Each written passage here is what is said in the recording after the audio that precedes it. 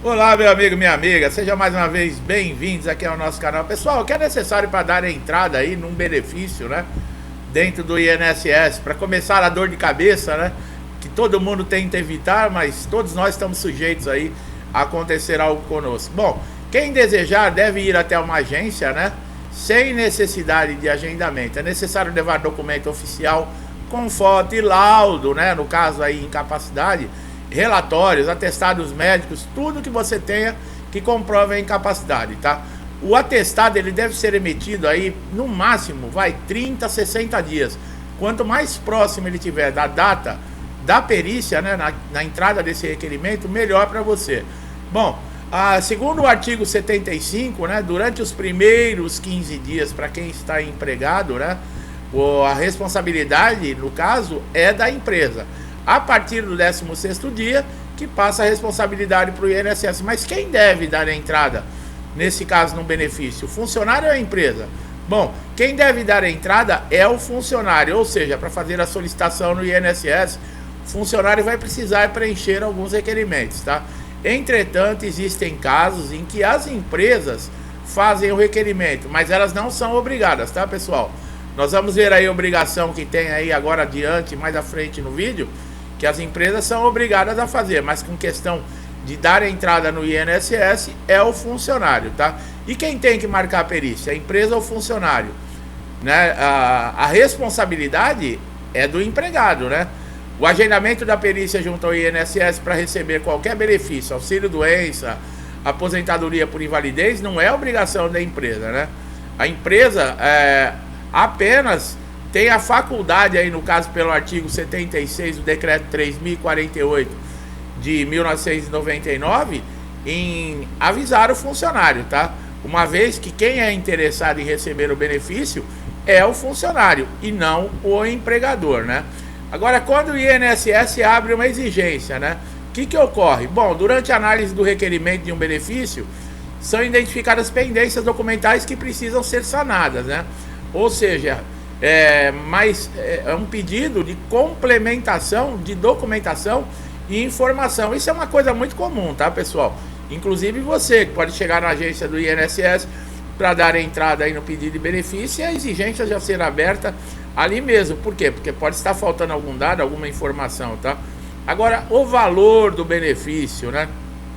Para você saber quanto você vai receber, basta fazer um cálculo da sua média salarial dos últimos 12 meses, né, de contribuição que você tem. Em seguida, você vai encontrar mais ou menos, né, por exemplo, o auxílio-doença, um valor aproximado aí de 91% daquilo que você recebe na ativa.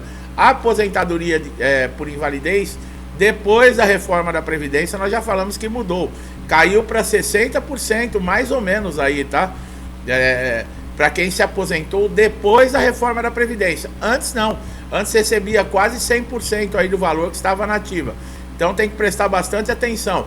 Você que vai entrar de auxílio-doença, você vai continuar recebendo a mesma coisa. Mas quem vai se aposentar por invalidez hoje, cai para 60% em média aí o valor, né, do benefício. Então presta bastante atenção. Quanto tempo demora para fazer a perícia, né? Bom, o prazo para você receber o benefício de incapacidade temporária após a perícia e aprovação é de 45 dias para começar a pagar, tá? Após a aprovação da perícia, tá? Quanto tempo leva para receber depois da carta de concessão? Porque você vai receber a carta de concessão. Depois da carta de concessão pode demorar até 60 dias. É 30 dias, tá? Mas o INSS pode prorrogar por mais 30, tá? As exigências, como nós estávamos falando, é a obrigação, né, de apresentar essa documentação toda para a administração do INSS é do segurado, tá? Isso está numa portaria 77 de 2015, no artigo 678. Então, pessoal, estar com a documentação sempre em ordem, com tudo atualizado, regularizado, só vai ajudar você, tá? Muita gente não se preocupa com documentação, deixa molhar, rasurar, deixa guardado de uma forma irregular, ou então deixa muito tempo, né? Não se preocupe em atualizar a documentação. E num caso como esse aqui, depende de você receber o seu benefício através dessa documentação, mesmo na justiça, tá? Mesmo na justiça, a documentação ela deve estar em ordem. Um juiz não vai acatar, por exemplo, uma documentação que vai ser juntada a um processo com rasura, com dobra, com mancha, tá? Quanto melhor estado tiver, melhor. E com relação a como é feita a perícia, tanto na Justiça Federal quanto no INSS, perito não é seu amigo, tá? Perito não está ali para fazer amizade com você, perito não está ali para ouvir problemas, né, da sua vida particular. Se você tiver 10 problemas de saúde, não adianta você falar os 10 problemas tentando sensibilizar esse perito, tá? Ele não vai se sensibilizar com isso. Você deve focar no principal problema que está te incapacitando para exercer a sua função, tá? Não adianta querer falar diversos problemas com o perito, que ele não vai se sensibilizar com isso. Ao contrário, você vai fugir do padrão da perícia e ele vai querer que você saia da sala o mais rápido possível e ainda vai negar o seu benefício, tá? Seja direto. A incapacidade pior que você tem, que não possibilita você desempenhar sua função, só responda aquilo que foi perguntado. Caso o perito te ofenda, nós já falamos em outros vídeos, você pode fazer uma reclamação na ouvidoria ou no 135 do INSS, mas também no Conselho Regional de Medicina, tá? Que independente do perito ser um médico funcionário do INSS, ele deve seguir a ética médica.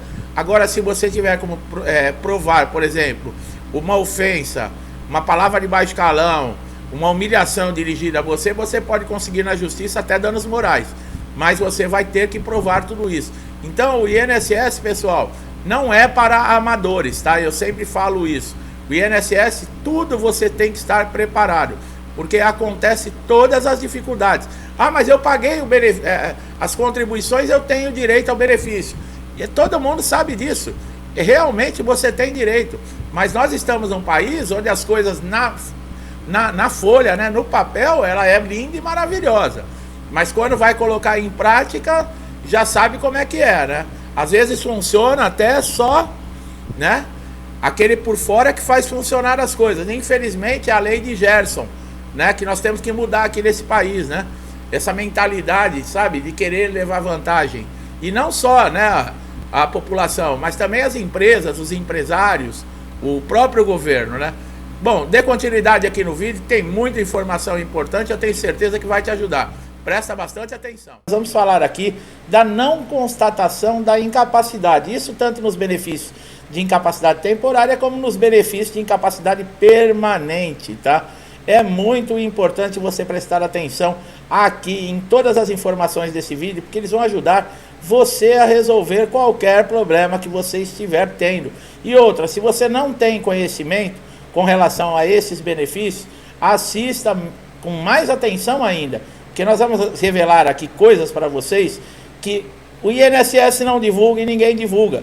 Por quê? Porque não é interessante, tá? Se todo segurado soubesse o que nós vamos revelar aqui nesse vídeo, o INSS não ia brincar tanto com a vida de muita gente como faz, né? Bom, o termo não constatação de incapacidade significa que o perito médico, em exame pericial, negou o benefício por não considerar que o segurado está incapacitado para o trabalho, ou seja, ele considerou que está apto para trabalhar. Gozado, né? Muitas vezes nós vemos, principalmente no pente fino, segurados chegando ali, uns em fase terminal até, com doenças gravíssimas, outros com braço engessado, quebrado, fraturado, problemas psicológicos, psiquiátricos, né? E esse perito, quando o segurado entra na sala, e esse segurado ele teve todo o trabalho de reunir toda a documentação atualizada, como nós sempre avisamos aqui no canal, porque o INSS exige, tá? É uma dos requisitos que podem aí negar o seu benefício. O perito não olha na cara desse segurado, ele entrega a documentação, não olha a documentação, olha para a tela do computador, começa a digitar, às vezes faz alguma pergunta sem pé nem cabeça para esse segurado. Quando o segurado vai falar alguma coisa, ele pede para ficar quieto, né? Isso acontece porque eu já ouvi muitas declarações com relação a isso, e aguarde o resultado em casa. É isso que a maioria faz, porque eles não dão o resultado na hora, porque houve uma época que estava tendo agressões em perito. Ele antigamente se dava o resultado no mesmo momento da perícia, e chegou até morte por causa disso. Então, para preservar, né, a segurança do perito, começaram a fazer isso. Mas você consegue o resultado no mesmo dia, se você não sabe, tá?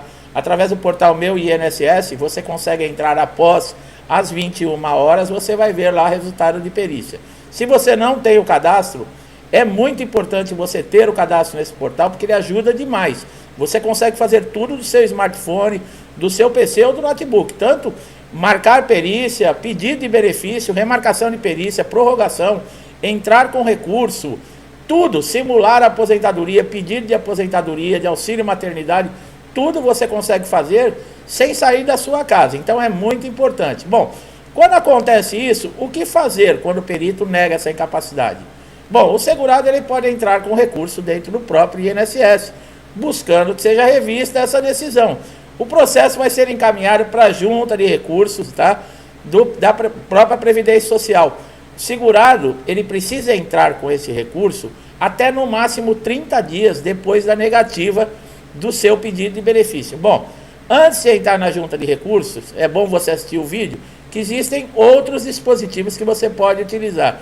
Mas essa junta de recursos dentro do INSS, ela representa a última instância para você recorrer. E o histórico de quem recorreu a essa junta de recursos, mais de 90% são negados. Não mudam a decisão final do perito. Então, é uma perda de tempo. Então, nós vamos dar solução, o que você deve fazer. Mas antes, como eu falei, existem alguns dispositivos também que você pode utilizar para tentar reverter essa posição que esse perito tomou, tá? Quando o perito nega a incapacidade do auxílio-doença, isso quer dizer que ele também não encontrou motivo de uma incapacidade temporária em você. E ele acredita que você pode voltar ao seu trabalho normalmente, tá? Agora, muitas pessoas não sabem. Os peritos estão tendo muita dificuldade, às vezes, para identificar se essa lesão, se essa sequela ou essa doença, ela é ocupacional ou ela tem uma natureza diferente, não relacionada ao trabalho. Por quê?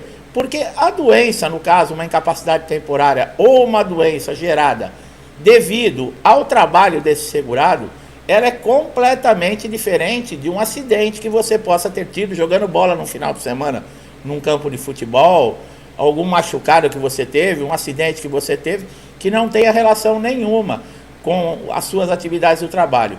Essa atividade ocupacional, quando ela gera algum tipo de lesão, sequela ou doença, a empresa ela tem que arcar com todos os custos, mesmo a partir do 16º dia que o funcionário passa a ser responsabilidade do INSS, porque os 15 primeiros dias vai ser através de atestado médico, a responsabilidade continua da empresa. A partir do 16º dia, se foi um acidente ocupacional, a empresa tem que emitir a CAT, tá? Que é o comunicado de acidente de trabalho, e isso ser encaminhado para o INSS, juntamente com esse trabalhador, com esse segurado. Então as empresas fogem muitas vezes dessa responsabilidade. É muito melhor falar, não, isso não tem, essa doença não tem relação com o trabalho. Essa doença ele já adquiriu fora do trabalho. Por quê? Porque ela deixa de cumprir as responsabilidades. Quer continuar pagando todos os direitos desse empregado, sabe? Pode responder e até indenizar, dependendo se esse segurado conseguir comprovar que a empresa foi negligente, tá? Que ele adquiriu essa doença, essa sequela, esse acidente por uma negligência da empresa. Por exemplo, a falta de um equipamento de segurança, né? As empresas exigem, por exemplo, metas desses funcionários, que ele é obrigado a fazer, mas ela não fornece, às vezes, as condições ideais, tanto no ambiente como equipamentos de segurança. E um acidente com relação a isso pode gerar uma indenização, uma perda de um membro, tá? Um braço, uma perna, um dedo, pode gerar uma indenização altíssima para a empresa, além de o INSS ter que aposentar por invalidez. Então é uma briga muito grande. Muitas vezes os peritos eles ficam com medo. Por quê? Porque existe uma pressão. É claro, né? Tudo aqui nesse Brasil funciona através de pressão. Bom, o perito a gente já sabe como é que funciona, né? Eles são displicentes, eles se acham semideuses, não dão atenção para o segurado, mas é possível você pedir, se ele negar a perícia. Nós vamos falar agora dos outros dispositivos que eu falei antes de você entrar na junta de recursos, você pedir uma reconsideração. A partir do momento que você viu que houve indeferimento, no dia seguinte você já pode pedir fazer esse pedido de reconsideração. Ele pode ser feito uma vez só, tá, pessoal? Então, o que vai acontecer? Vai ser remarcada uma nova perícia.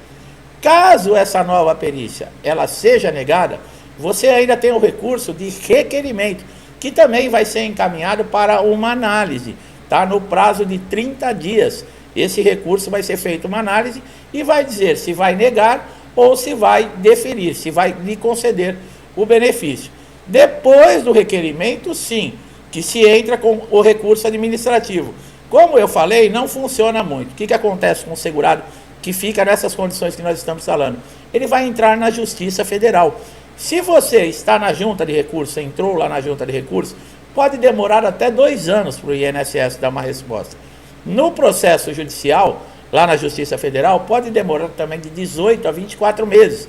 Você vai ter que passar por perícia também para comprovar uma incapacidade dentro da Justiça. Então você pode entrar com o recurso administrativo no INSS e também já entrar na Justiça, junto, tá? Não precisa aguardar o final do processo administrativo dentro do INSS para entrar na Justiça Federal.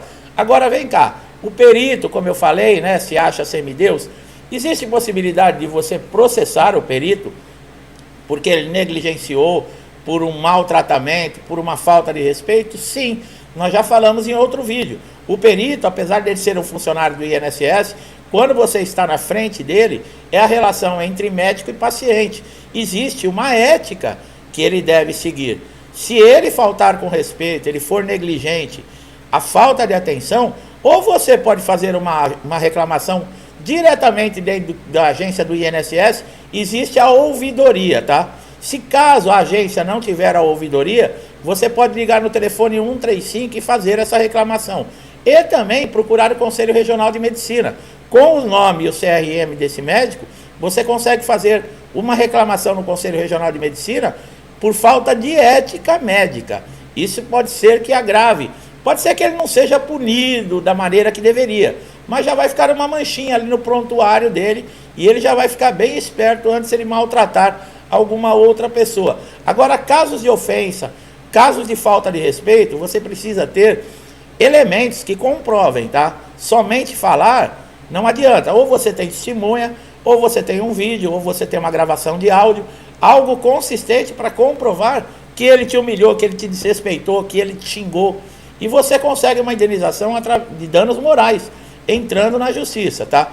Caso isso aconteça, se você conseguiu gravar, filmar, ou tiver uma testemunha, procure um advogado e entre com um processo, tá? Então, é possível processar sim o perito. É possível você transformar, por exemplo, o auxílio-doença em aposentadoria por invalidez? Sim. Isso também depende do perito, tá? Dentro do INSS. Geralmente se começa como auxílio-doença, que é o benefício de incapacidade temporária. A pessoa chega, faz todos os procedimentos, o perito, ele vê a incapacidade temporária, ele dá um tempo de afastamento, a pessoa está vencendo esse tempo de afastamento, não se recuperou, ela entra com um pedido de prorrogação, pode ser 3 pedidos, tá, que você pode fazer de prorrogação, você vai fazendo os pedidos. Se o perito ele for sério, em algum momento ele fizer uma análise, um exame em você, e ele diagnosticar que essa lesão, ela passou de ser temporária para uma lesão definitiva, uma lesão permanente, esse perito ele pode sugerir ali te dar aposentadoria por invalidez. É muito difícil isso acontecer. Assim como eu falei, os peritos não gostam de assumir muita responsabilidade, ele vai acabar te encaminhando para reabilitação profissional. E lá na junta, uma perícia dentro da reabilitação profissional, sim. Lá também pode ser que eles constatando que a sua lesão, a sua doença, a sua sequela, ela não é temporária, ela é permanente, você pode sair da reabilitação profissional aposentado. Lembrando que quem está em reabilitação profissional não pode ter o seu pagamento, o seu benefício suspenso enquanto não terminar a reabilitação, tá, pessoal? Se você quiser saber mais sobre reabilitação profissional, nós temos vídeos aqui no canal, basta você fazer uma pesquisa rápida, você vai saber tudo relacionado à reabilitação profissional, tá? Bom, um laudo médico, você sabe, tem que ser apresentado tanto no INSS para se comprovar a incapacidade, como também nas perícias judiciais. Esse laudo médico, ele deve ter a data de no máximo 30, 45 dias. Não pode passar muito, não. Laudo de 4, 5 meses não tem mais valor, pessoal. Quanto mais atualizado o laudo, melhor, tá? Deve constar o seu nome completo, deve ter o nome do médico, o CRM, o carimbo, a assinatura, O CID da doença é muito importante, tá? É a identificação internacional que comprova que você está com aquela doença. E se for um problema temporário, uma doença e um tratamento, por exemplo, vai resolver, peça para esse médico colocar o tempo aproximado que você vai precisar para se recuperar. Por quê? Se o perito ver isso, ele já pode te dar por exemplo, 6 meses, o médico sugeriu que vai ser necessário para você recuperar. Ele pode te dar 6 meses de afastamento, tá? Diferente de você não ter nada e ele te dá 1 mês, 2 meses. Tá? Então peça para ele colocar também, se for uma lesão permanente que não tem recuperação, peça lá que ele coloque também que está sugerindo a aposentadoria por invalidez. É muito importante você ter, por exemplo, fez cirurgia, leve seu histórico cirúrgico, fez fisioterapia, um laudo da fisioterapia, receituários médicos, as caixinhas do remédio, tudo que você puder guardar, qualquer tratamento que você tenha feito relacionado a essa sua incapacidade, guarde. Se você não utilizar no INSS, você pode utilizar na justiça para comprovar que você realmente estava incapacitado quando você fez a solicitação desse benefício, tá? Então é muito importante. Documentação, pessoal, é um dos grandes motivos que os peritos dão indeferimento, eles negam benefício, muitas vezes também pela qualidade que está o documento.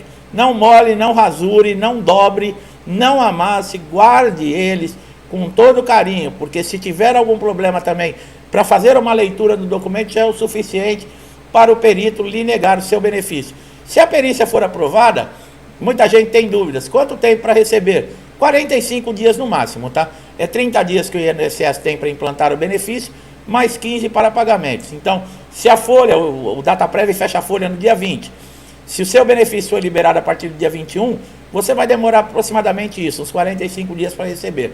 Caso chegue antes, pode ser que você receba bem antes, até antecipado, né, com relação a esse período. Então, são essas dicas. Justiça Federal, você recorre, mas tenha paciência, você não vai poder trabalhar. Se você está pedindo um benefício de incapacidade, isso significa que você não está apto para nenhum trabalho. Então, enquanto estiver correndo o processo na justiça, ou você tem alguém dentro da sua casa para pagar suas contas e ajudar você a sustentar a casa, ou você vai ter que depender de família ou de amigos, tá? Porque você não vai poder trabalhar. Quer saber mais sobre atrasados? Temos vídeo aqui no canal também que eu explico muito. Se eu for falar todo o procedimento, esse vídeo aqui vai se estender tempo demais. Então, meu amigo, minha amiga, vocês estão chegando aqui a primeira vez, eu espero que vocês tenham gostado da maneira que nós trazemos um conteúdo, que a informação é relevante, é uma informação importante, que ela possa ajudar você a resolver o problema que você está tendo no INSS. Se não ajudar nesse vídeo, pode ter certeza que nossos outros vídeos vão ajudar você a resolver. Não esqueça de dar um likezinho aqui no vídeo, se inscrever no canal, ativar o sininho de notificação para você ser sempre beneficiado com os nossos novos conteúdos que nós colocamos aqui todos os dias. Pode ser aquela informação que você está precisando para resolver o seu problema, tá? Não paga nada, é de graça. Meu amigo e minha amiga que estão sempre aqui comigo, meu muito obrigado. Que Deus abençoe a vida de todos vocês, com saúde, com paz, com harmonia. Eu deixo um forte abraço e até os próximos vídeos.